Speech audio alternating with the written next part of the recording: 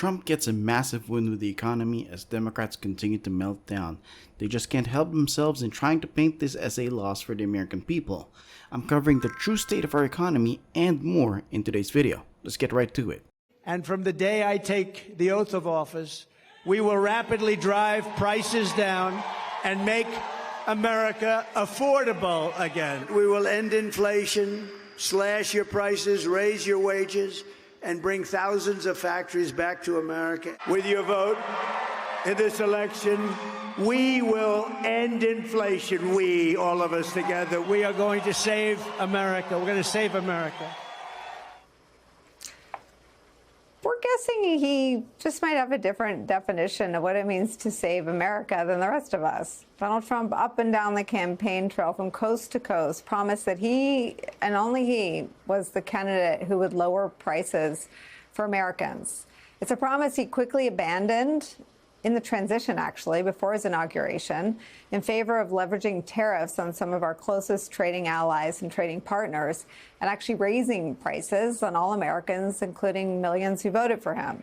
And despite the overwhelming evidence that Americans are paying more for everything from new homes to the clothes they buy to toys for their kids, Trump is still driving America toward the cliff. Today, he floated a potential 200% tariff on all pharmaceuticals that come into our country, on top of his threats yesterday to impose tariffs between 25% and 40% on 14 countries, including some of our most vital trading partners like Japan and South Korea.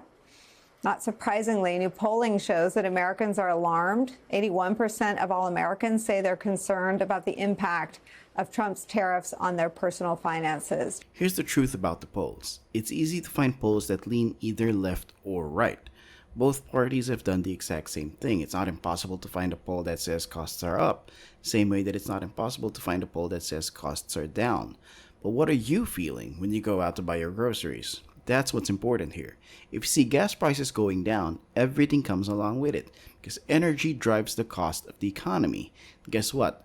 Gas prices have come down. According to AAA, the average price for a gallon of regular was $3.16 leading up to Independence Day. Now that's down more than 30 cents from last year and the cheapest for the holidays since at least 2021.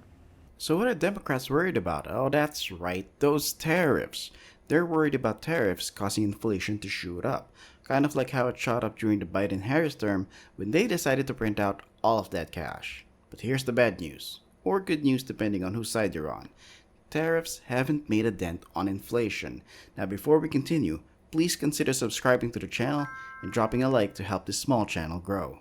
Brand new data from the White House Council of Economic Advisors shows the price of imported goods are not only going down since President Trump began his new tariffs, they're actually falling faster than the price of goods overall.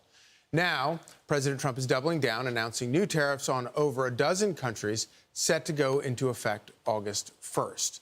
Joining us now to discuss these developments is White House Council of Economic Advisors Chairman Steve Myron. Thanks for joining us, Steve. So it is kind of remarkable to look at all of the experts who say that these tariffs are going to raise the price of everything, and that's apparently not what's happening. Good morning. Thanks for having me. Yeah, that's exactly what's happening. So a new work that our team has done, that'll be on the Council of Economic Advisors website today, what we did was we looked at, in every category in the inflation index, we looked at how much of it is coming from imports, both whether the good itself is an import, but also whether it, uses intermediate goods, that is parts in between the raw product and the finished product that come from abroad. And so we have a measure for each product in the index about how much of an import it is. And what we find is exactly what you said before, that imported goods are actually getting cheaper, while overall goods are getting more expensive. And since December, so before the president took office, because tariffs started coming in January, the first day of the first day of the president's term, he started with new tariffs. The price of overall goods has gone up by about 0.4% since December. The price of imported goods has gone down by 0.1%. So not only is there no evidence that the tariffs are leading to any economically significant inflation at all, but it seems, if anything, the opposite is happening. Can you explain for people who are not an economic expert why this is happening? So part of the reason why it's happening is because the United States holds all the cards here, right? We have the leverage because we're the largest consumer market in the world, because we have flexibility about who we can buy from, where we can choose to import from, or to make things domestically ourselves instead. And that gives us the leverage to create a situation in which other people have to ultimately bear the burden of these tariffs.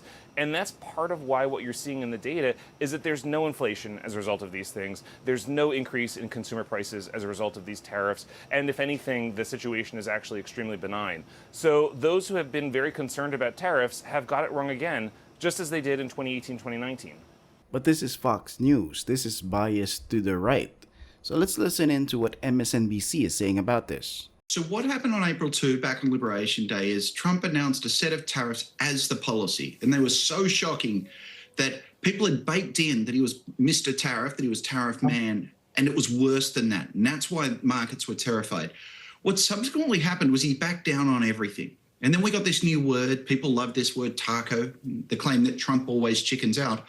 And when you talk to people on Wall Street about why they're so calm, they seem to be remarkably certain that Trump is in fact a taco, that he will chicken out again. I think they're overstating it.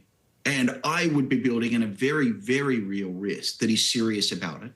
And if that's true, then what's going to happen over the next few weeks through to August 1st is they're slowly going to wake up that these tariffs are coming. And if that's the case, then financial markets are going to react. But that's going to be much more of a slow motion train wreck than the sort of pyrotechnics we saw last time. So what he means to say here is that even a broken clock is right twice a day, which means that if they say it enough times, maybe they'll get lucky and find the economy on the wrong side of the road, which is kind of messed up if you think about it, given that they live here. And it somehow feels as if Democrats want to see the nation fail so that they can blame it on President Trump. Now I'm going to leave that question to you. Do you think that the economy is crashing, or is it getting better day by day? Let's now talk about something else that Democrats are fighting for. They think that the mass deportation effort of the Trump administration is unlawful and that ICE agents shouldn't be provided any room for privacy, even though they deal with possible criminals every single day. One of the things that we're trying to tackle with this enforcement actions gone wild is so many federal agents without any clear marks on their uniform, right? You don't know what department or agency they represent. They're allowed to cover up, mask themselves. And so there's no way to identify them as a federal agent for the sake of the fear and concern in community and for the safety of the officers themselves. Because when you're getting attacked, you think you're being kidnapped and you don't know who it is that may be attacking you. A natural instinct or urge is to fight back, and so we want to present this, it's a bill that I just introduced along with Senator Booker from New Jersey to require the same type of no mask and identification markings on a uniform that local law enforcement in California has had for a long time and other federal departments and agencies require as well. I think we all agree, our viewers will say that makes a lot of sense. It seems that Trump and the MAGA Republicans are going to politicize everything that you just said and said, well, that's because you want to dox them, when in reality, it's like, this is unsafe. Having masked individuals disappear human beings is unsafe for every person involved. You might remember Senator Padilla for his political stunt with Secretary Christine Noem, and he's become much more vocal in trying to keep illegal immigrants inside our communities as much as possible, even though we know for a fact that they're receiving benefits that some U.S. citizens don't even get.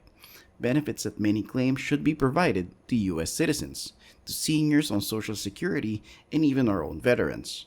And yet, Democrats continue to deny the facts that are staring them in the face. Political analysis is wrong. I don't think it's unpopular at all to try to reform an entitlement program, to save it for the people who need it, to keep illegal aliens from getting welfare benefits they shouldn't be getting, to encourage people to go to work. I don't think these things should be shied away from by Republicans. None of that is true. First of all, I think Medicaid It's exactly true. It's exactly true. what's in the bill. Federal law prohibits undocumented immigrants Then why are from receiving 1.4 Medicaid million benefits. on it? Why are That's a figment of your imagination. It's a figment of the CBO's documents. Let me explain the facts to you. It's in the CBO documents. I'll explain the facts. Is it or not? Let me explain. It's not, actually. No, you are lying. No, that is not. It is not true. Okay, hang on a second. You're facts out of thin air. All right. So Medicaid is. Hold on, guys. You're talking about a state program. Medicaid is the most popular program after Social Security and Medicare.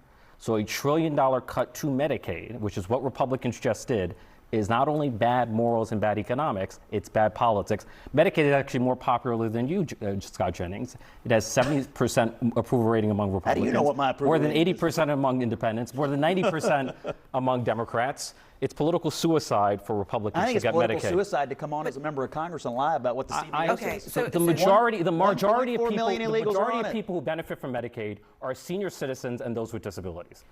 Almost Yeah, all I would disagree Medicaid with you. funding goes toward the elderly, the disabled, children, and working adults. That's who it's for. And that's It's not for and those illegals. are the people for It's whom not it for principally illegals. benefits. Scott, just to disentangle this here, the federal law prohibits undocumented people from getting Medicaid. That is the law. But they're on it. Okay, not the federally funded part of Medicaid. States have Okay. their own funding mechanisms, and some of them have chosen to expand it to include everyone. There's a difference here. Now, you don't like to acknowledge the difference, but that difference does exist. So, okay. No. Congressman Richie Torres is right, though. There are things that the federal law prohibits. There are acts that are downright illegal, but it doesn't mean that it's not happening. Just the act of migrants coming through the U.S.-Mexico border isn't allowed. It's actually a crime. And yet the last 4 years allowed more than 20 million illegal immigrants into the United States. They even had an app that flew these people from their homelands to many of our different states. So Democrats can say that something isn't allowed, but we have to go by what's actually happening on the ground. And I believe that this is a conversation that none of them are ready for. If you found any value in this video, I urge you to help this channel grow by subscribing. I provide the news without the noise and help provide an honest perspective into the US political sphere. As always, thank you for your time. I'll talk to you in the next one.